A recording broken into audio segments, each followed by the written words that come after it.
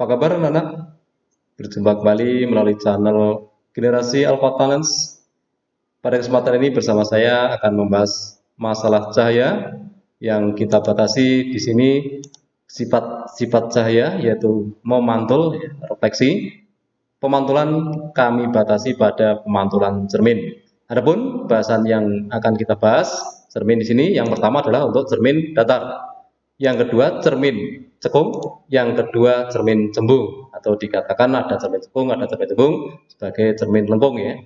Kemudian kita mulai untuk hukum pemantulan cahaya dari Snellius ya.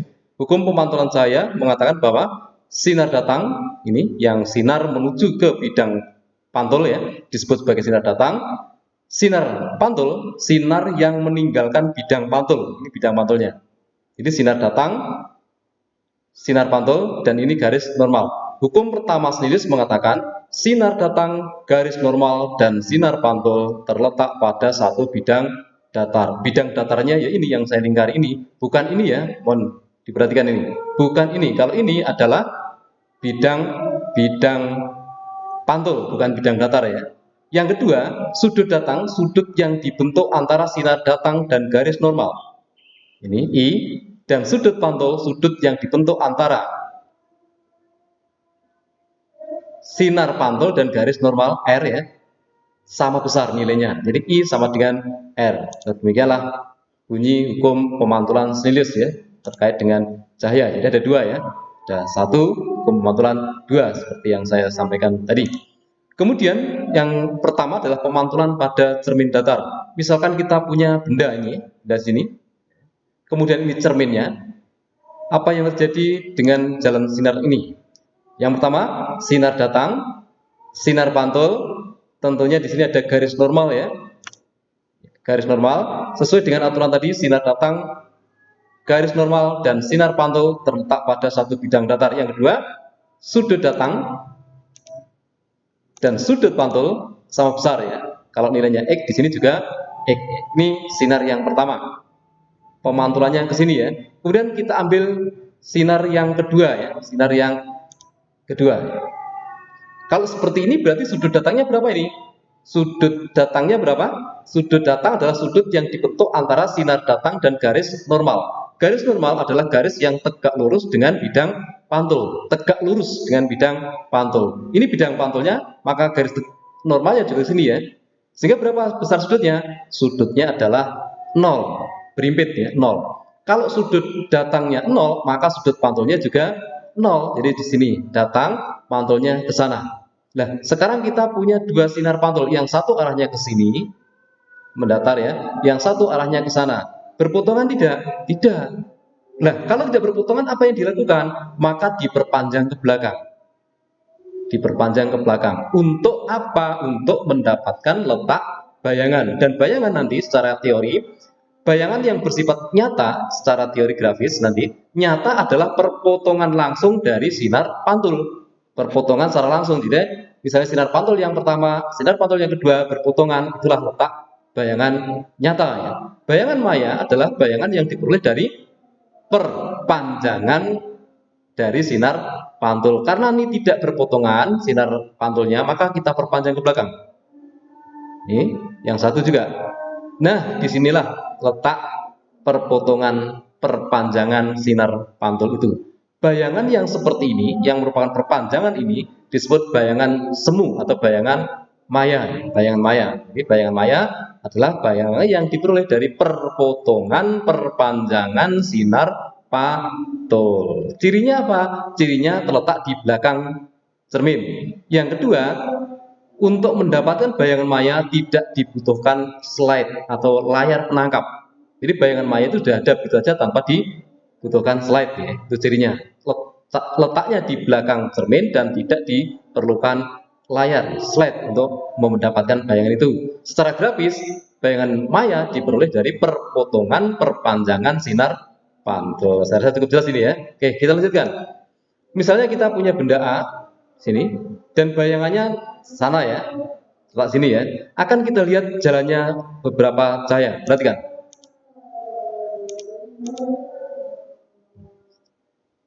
Apa yang kita dapatkan di sini? Di sini yang kita lihat adalah yang pertama, sinar datang dipantulkan di sana ya. Dua juga gitu. Semuanya sesuai dengan aturan hukum Snellius. Baik dari segi hukum yang pertama ataupun dari hukum yang kedua, yaitu tentang sudutnya ya. Dan kemudian yang kita dapatkan di sini, jarak antara benda ke cermin ini sama panjang dengan jarak bayangan ke cermin. Maka pada cermin datar memiliki sifat bayangan yang dibentuk selalu, artinya selalu dimanapun posisinya sifatnya selalu maya dan sama besar. Itulah sifat bayangan yang dibentuk oleh cermin datar. Kita lihat sekarang kalau ada ini ya.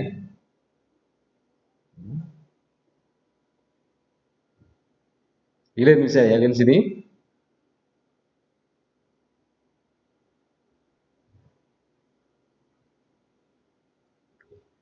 Ini jarak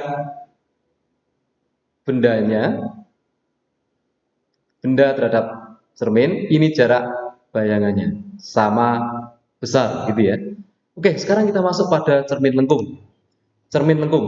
Cermin lengkung ada dua tadi ya, cermin cembung dan cermin cekung. Pada cermin cembung, jadi permukaan pantulnya di luar ya. Cermin cembung itu adalah permukaan pantulnya yang cembung, yang di luar ya. Maka kalau ada sinar-sinar yang sejajar, sinar-sinar yang sejajar, maka dipantulkan seperti ini. Dari sini mantul ke sana, ini mantul ke situ gitu ya. Bagaimana dengan cermin cekung? Cermin cekung adalah cermin yang permukaannya cekung ini ya. Cermin yang permukaannya cekung. Bila ada sinar-sinar yang sejajar, maka dipantulkan ke situ. Jadi mengarah ke satu titik ya. Ke satu titik. Bagaimana dengan itu? Ya ternyata ini ya. Jadi ini kalau yang pertama cembung, kalau yang pertama semir cembung ini, cermin cembung itu, sini kalau ada sinar-sinar yang datang menuju permukaan cermin, sejajar sumbu utama akan disebar ya. Kalau ini ada sinar datang yang sejajar sumbu utama, justru akan dikumpulkan mengarah ke satu titik ya. Cermin yang seperti ini menyebarkan sinar pantul disebut sebagai cermin divergen. Sementara cermin yang mampu mengumpulkan sinar pantul disebut sebagai cermin konvergen. Jadi gini, secara acak mengingatnya gini ya. Jadi disebar, mengumpul gitu ya. Disebar, divergen itu menyebar, konvergen itu mengumpul. Disebar, mengumpul. Itu sifat-sifat cermin lengkung ya. Yang pertama kita mulai untuk cermin cekung dulu. Ada 3 sinar istimewa ya. Ada 3 sinar istimewa. Kita ulangi tadi ya. Kita ulangi coba. Yang pertama, sinar datang sejajar sumbu utama. Jadi ada ya. Jadi sinar datang sejajar sumbu utama. Terus kemana tadi kiranya? Dipantulkan melalui titik fokus. Yang kedua, sinar datang melalui titik fokus, dipantulkan sejajar sumbu utama. Itu ya. Jadi sinar datang melalui titik pusat ada 3. Lihat sekali lagi ya. Lihat 1, 2, 3. Jadi ada 3 sinar istimewa ya. Ada 3 sinar istimewa. Yang tadi yang ke atas asal itu melalui M sama saja. Yang melalui M akan dipantulkan kembali ke M. Dari bawah juga sama, yang melalui titik M dipantulkan kembali melalui titik M. Melalui titik F sejajar sumbu utama. Sejajar sumbu utama dipantulkan melalui titik F. 3 sinar istimewa pada cermin cekung. Gunanya untuk apa? Gunanya untuk proyeksi pembentukan bayangan. Misalnya sekarang kita punya benda di sini ya. Ini. Posisi benda ini nanti akan menentukan letak dan sifat bayangannya. Karena cermin cekung ini cermin yang serba bisa, maka dibagi ya ruangannya. Ruang antara O sampai F ruang 1, ruang antara F sampai M ruang 2, dan M ke belakang ruang 3 medium. Atau ada yang mengatakan ini P ya, titik pusat ya. Ada yang M, ada yang P. Kalau ini sama fokus. Jadi ini ruang 1, ini ruang 2, dan ini ruang 3. Sekarang kita misalnya punya benda di ruang 2. Untuk mendapatkan bayangan adalah kita mengaplikasikan 2 buah sinar istimewa secara bebas dengan syarat yang sudah digunakan tentunya tidak digunakan lagi ya. Bebas, ada 3 tadi ya. Ada 3. Jadi yang pertama tadi, sinar datang sejajar sumbu utama dipantulkan melalui titik fokus.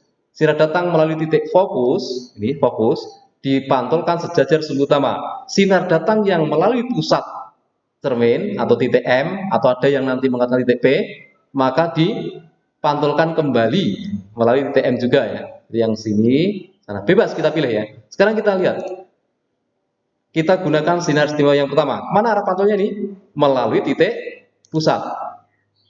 Terus yang satu sinar istimewa pertama sudah dipilih, kita pilih 2 yang lain.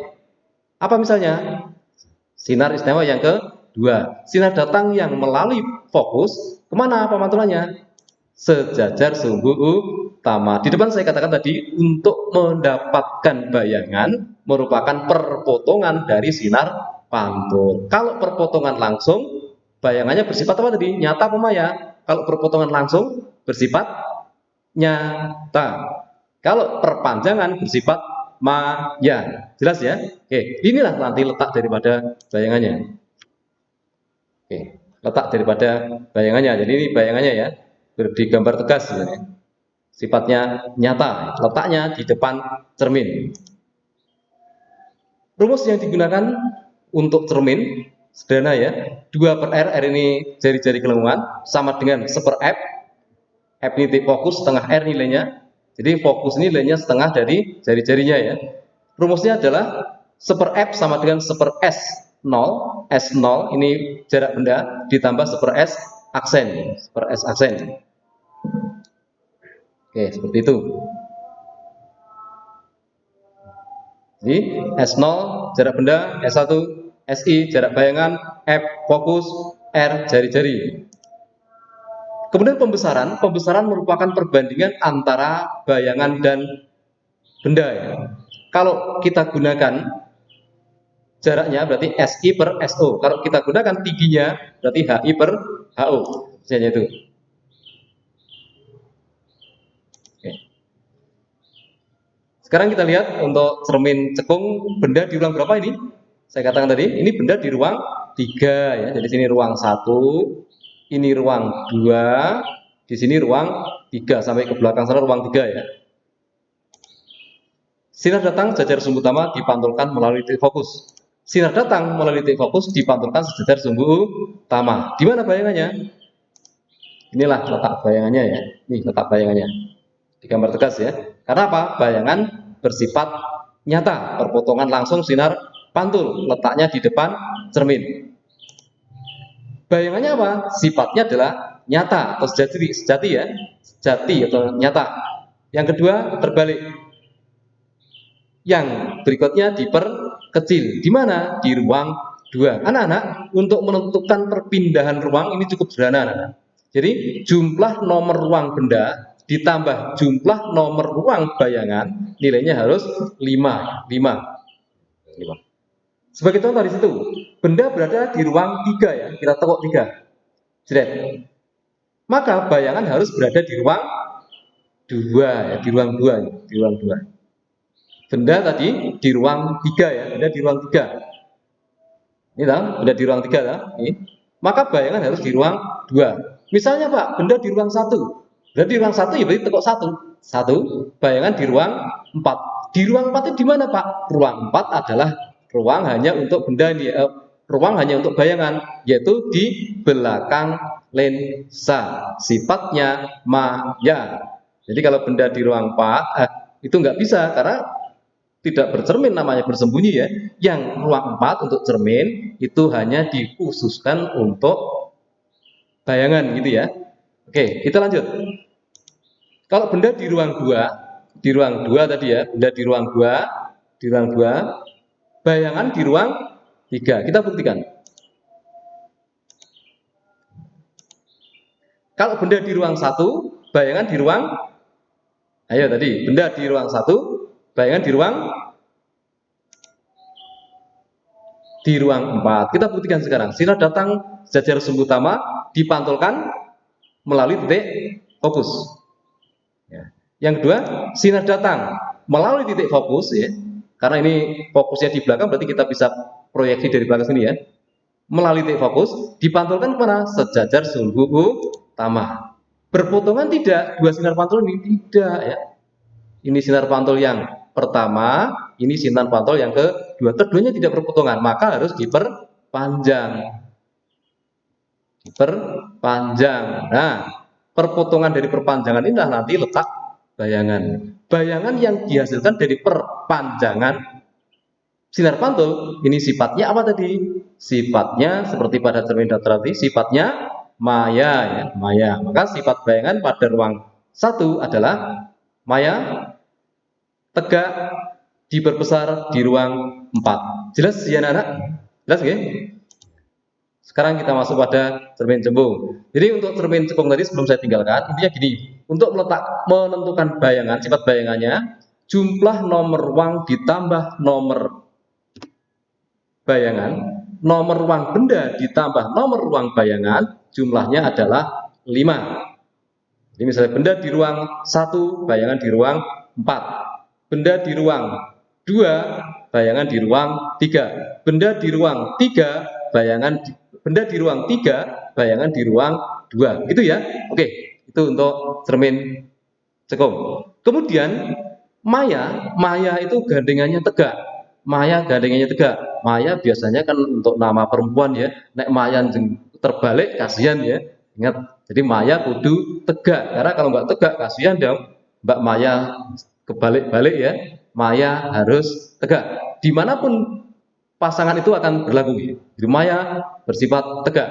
Dan maya itu hanya akan muncul bila benda di ruang 1. Benda di ruang 1, bayangan akan muncul bersifat maya sampai pada titik fokus. Selain itu, benda bersifat nyata. Nyata nanti gandengannya adalah tegak. Sebagai contoh sekarang misalnya benda di ruang 2, benda di ruang 2 ya. Benda di ruang 2 ya. Benda di ruang 2. Maya atau nyata? Kalau di ruang 2, selain ruang 1 sampai titik fokus, bayangan berat nyata. Nyata gandengannya apa tadi? Nyata gandengannya terbalik. Jadi bila benda di ruang 2, bayangannya bersifat nyata terbalik. Sekarang benda di ruang 2, bayangan di ruang 3. Naik kelas atau turun kelas dari 2 ke 3? Naik ya. Kalau naik kelas berarti sifatnya diperbesar. Sehingga apabila benda di ruang 2, sifat bayangannya adalah yang pertama, nyata, gandengannya terbalik, pindah ke ruang 3, diperbesar. Cukup jelas ya? Satu lagi, misalnya benda di ruang 1, maka apa yang terjadi? Benda di ruang 1 berarti maya apa nyata tadi kalau 1? Kalau 1, bayangan bersifat maya. Maya pasangannya adalah tegak. Pindahnya ke ruang berapa? Kalau ruang 1 mencapai 5 kurang 4 ya berarti pindah ke ruang 4. Naik kelas atau turun kelas? Naik kelas. Sehingga kalau benda di ruang 1, bayangan bersifat nyata, tegak, diperbesar di ruang 4. Itu pada cermin cekung ya. Sekarang kita masuk pada cermin cembung. Atau cermin apa tadi? Menyebarkan atau mengumpulkan. Sinar pantulnya kalau pada cermin cembung menyebar. Kita ingat tadi konvergen dan divergen, disebar, ngumpul gitu ya, disebar. Berarti divergen itu menyebar, konvergen itu mengumpul. Kalau ini menyebarkan berarti cermin apa? Cermin divergen. Sinar istimewa juga sama, ada 3. Cuma dalam hal ini kita ambil kata seolah-olah ya, seolah-olah kita ingat ya.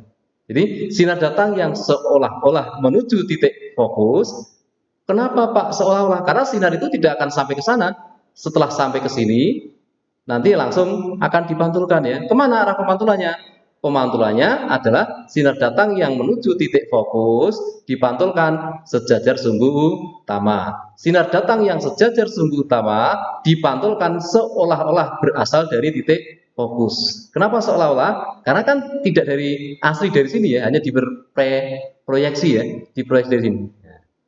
Yang ketiga, sinar datang yang menuju titik pusat kelengkungan cermin, menuju titik pusat, maka dipantulkan seolah-olah berasal dari titik pusat juga. Jadi ada sedikit perbedaan seolah-olah ya. Kalau pada cermin cekung tadi tidak ada kata seolah-olah karena memang betul langsung, kalau ini seolah-olah.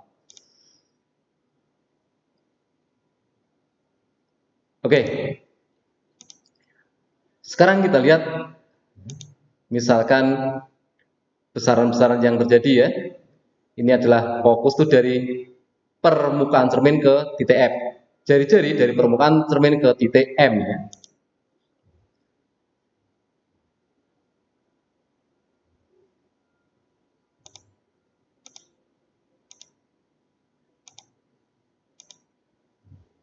Nih bedanya, perhatikan. Kalau cermin cekung, F-nya bernilai positif di depan ya. Kalau cermin cembung, F-nya bernilai negatif.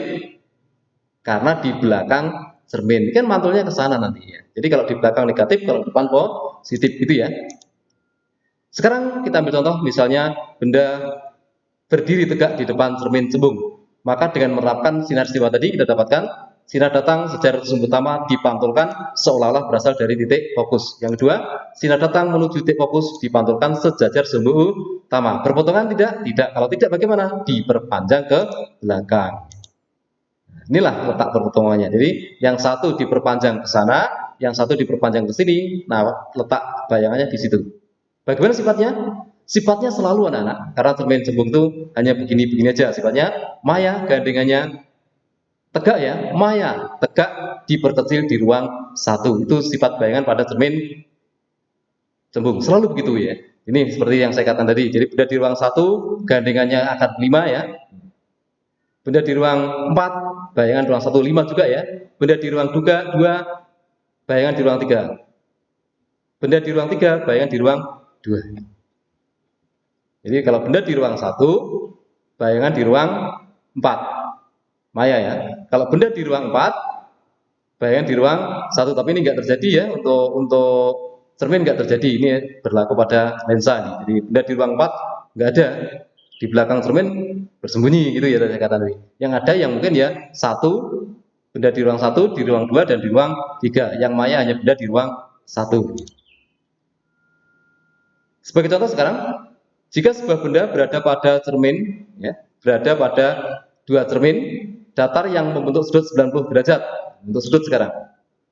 Maka yang terjadi adalah ini benda dibayangkan melalui cermin ini cerminnya ya, cermin 1, cermin 2 bentuk sudut 90 derajat. Melalui cermin ini dihasilkan A1. Melalui cermin yang kedua dihasilkan bayangan A2. Kemudian bayangan ini juga dibayangkan melalui bayangan cermin ini ya. Jarak benda sama dengan jarak bayangan. Ini juga sama. Jarak benda sama dengan jarak bayangan. Ini juga, ini ada cermin bayangan cermin di sini ya. Maka bayangan cermin ini membayangkan A1 ke sini. Ini juga ada bayangan cermin di sini membayangkan bayangan ini ke sana. Sehingga diperoleh. Jadi ini bayangan cermin ya. Sama jarak benda sama dengan jarak bayangan. Di sini juga ada bayangan cerminnya. Nah. Oke. Sehingga berapa? Kalau sebuah benda A dibentuk, bayangannya dibentuk oleh cermin yang sudutnya 90, 1, 2, 3, ada 3 ya. Jadi kalau sudutnya 90 ada 3 ya. Jika benda berada di antara dua cermin yang sudutnya sekian sekian sekian, nanti kalian coba ya, dicari ya, kalian coba. Secara umum nanti dapat dirumuskan jumlah bayangan yang dibentuk adalah 360 derajat. Ini satu lingkaran penuh ya, dibagi alfa. Alfa itu adalah sudut yang dibentuk antara susunan cermin tadi, cermin 1 dan cermin 2. Tetapi ganjil ya, dikurangi 1. N jumlah bayangan alfa sudut 2 cermin ya. Kemudian sekarang untuk perhitungannya ya. Misalnya sebuah benda berada 12 cm di depan cermin cekung. 12 cm cermin cekung. Cermin positif atau negatif tadi? Kalau cekung, cermin positif ya. Jari-jari kelengkungannya 20 R. R-nya 20 ya, positif juga. Di manakah letak bayangannya? Kita hitung. Bendanya 12 cm. Jari-jarinya 20, maka fokusnya berapa? Separuhnya dari jari ya, positifnya 10. Ditanya SI. Rumusnya adalah 2 per R sama dengan 1 per SO plus 1 per SI. Ini 20, ini 12, dihasilkan 2 per 20 sama dengan 1 per 12 plus 1 per SI. Jarak 1 per SI, jarak bayangan sama dengan ini dipindah ruas ya. Pindah ruas, 1 per 12 pindah ruas, ke sini ya, jadi negatif toh, sehingga dibaca dari kiri. 1/SI sama dengan 2/20 dikurangi 1/12. Dipindah ruas saja. Ini pindah ruas ya. Hasilnya tentunya ini disamakan penyebutnya dulu ya. Dalam penyebut berapa anak-anak kalau 20 sama 12? Dalam penyebut 60. Ini menjadi 6/60 dikalikan 3 ya. Ini jadi 5/60. Masing-masing ini kalikan 5, ini juga kalikan 5. Baru bisa dikurangkan. Berapa ini hasilnya? 1/S aksen sama dengan 1/60. Maka S aksennya adalah 60. Jadi bayangannya adalah SI-nya adalah 60 cm. Jadi bayangan jadi pada jarak 12 cm, bayangan terjadi 120 cm tadi ya. Ini hasilnya adalah 60 cm. Bayangan bersifat apa? Nyata, tegak, dan diperbesar. Oke. Sebagai catatan anak sekali lagi, tanda positif pada SI berarti maya. Maya gandengannya tegak ya. Untuk bayangan ini, tanda F positif berarti cerminnya cembung gitu ya. F negatif berarti cerminnya cermin cekung. Begitu anak-anak yang bisa saya sampaikan pada pemantulan cermin di sini.